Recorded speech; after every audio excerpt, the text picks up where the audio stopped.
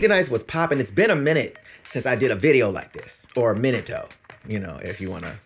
No, that didn't work. But I'm finally caught up on an anime or a manga to where I can start to theorize about stuff because nobody else really knows what's coming. And I haven't been able to do this since Dragon Ball Super. Now, while I am reading the Dragon Ball Super manga, I'm like, you know, I don't really know how I feel about it right now, even though I like where it's at. I also am kind of like, I kind of know what's gonna go down. Dragon Ball tropes are Dragon Ball tropes, you know what I'm saying? It's my favorite anime, but let's just be honest. But Boruto chapter 48 though, there are some things that I feel that maybe people are aware of. I haven't really looked into this theory. I'm just going off the top of my head. I did the after show this morning with me and Toshi. If you guys don't know what that is, we do a live morning show Monday through Friday on Instagram stories. Make sure you guys tune in, don't miss it, on animes, manga, and manhwa that we are reading or watching currently. And we do like a talk show on them. And on the show, I had this theory that kind of came to my mind of what I think we saw in chapter 48 and how that ties into the first episode of Boruto. Now, before we get into anything, spoiler alert, there is going to be spoilers heavy in this. If you guys don't want to be spoiled for Boruto, you might want to click off of this and maybe come back to this at a later time to see if my theory was correct or if it was just trash, because some of them are that. So without further ado, let's get into this idea. So in chapter 48, we had Jigen or Isshiki. Let's go with Isshiki because that's really his name. Isshiki versus this copy Jiraiya go at it. My man's is super sauced up. Jiraiya's throwing all this shit at him. He's trying to do all his techniques. And we obviously know that the power gap between these two are gigantic. It's not even close. And Jiraiya is like, look, man, I'm a ninja, right? I got strategy.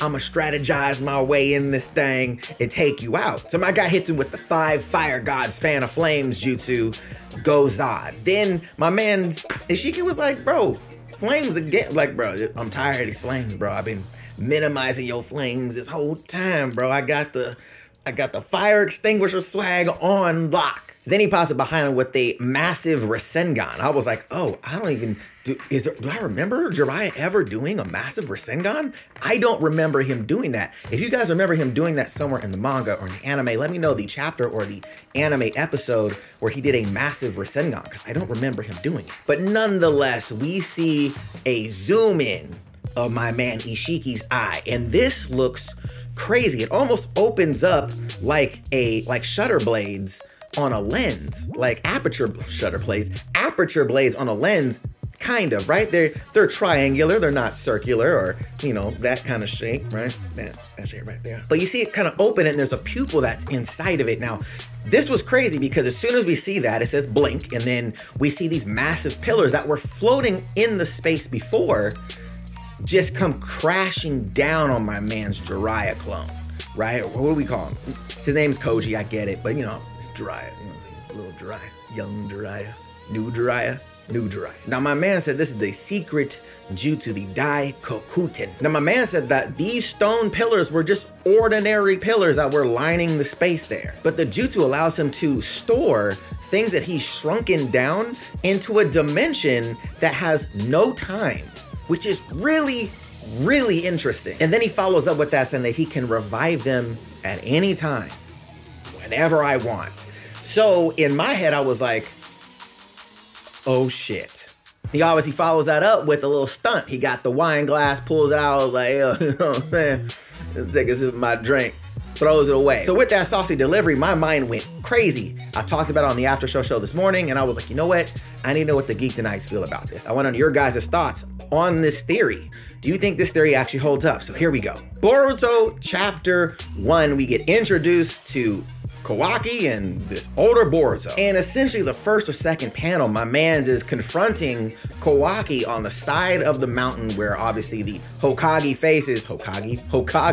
faces used to reside. And my man Boruto says, Kawaki, I can't believe you went this far. And my man Kawaki responds, I will send you where I sent the 7th Hokage. And at the time when we saw Kawaki, we're like, okay, he's the villain. But now that we've actually come to know who Kawaki is, we're like, okay, we obviously know that that's not Kawaki. It seems like that version of Kawaki has already had the camera attached to him. It seems like Isshiki, succeeds in planting the karma again on Kawaki since he has the karma in this shot. So I'm like, okay, if we know that he ends up with the karma again, we obviously know that, Jigen was just the body, the vessel of what was holding Isshiki for the time being.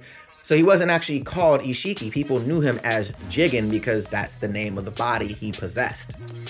So in this state, we could assume that the Kawaki we're looking at is actually Isshiki inside of Kawaki. But the interesting thing is, he specifically states that he's going to send Boruto where he sent the 7th Hokage.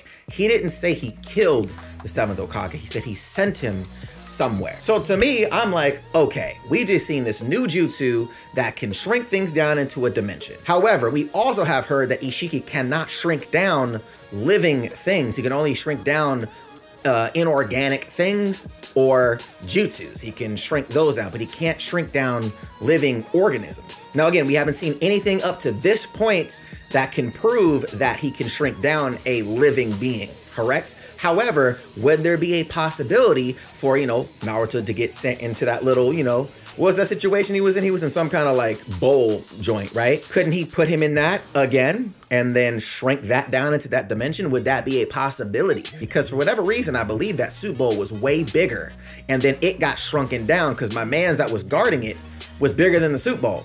So I'm like, what's going on with this? Will that store Naruto, without time, essentially, in a dimension that only he can access? So it's just something in my head that, for whatever reason, seemed like that would be a way to go. Now, obviously, the big question right now is how is Isshiki going to get back into Kawaki's body? Because we know he ends up in there anyway, since Kawaki, again, at the beginning of Boruto, has his karma and he's facing Boruto. Unless there's some other clone situations going on, very similar to how, kashin koji is Jiraiya. There could be some clone action going on.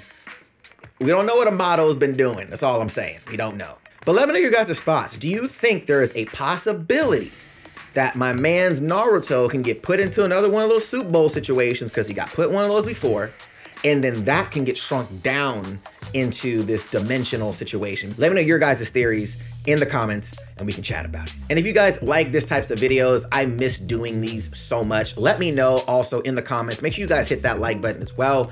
Obviously helps the channel grow.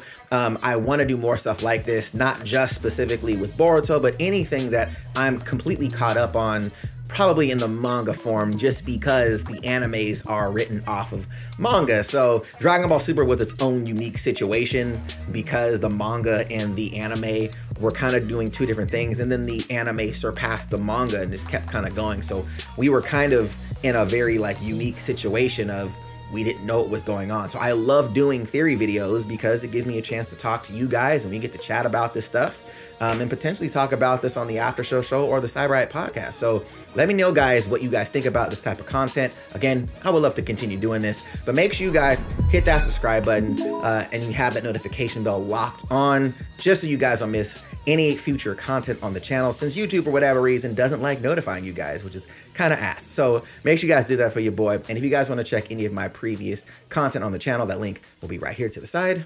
Till then, guys, stay geek.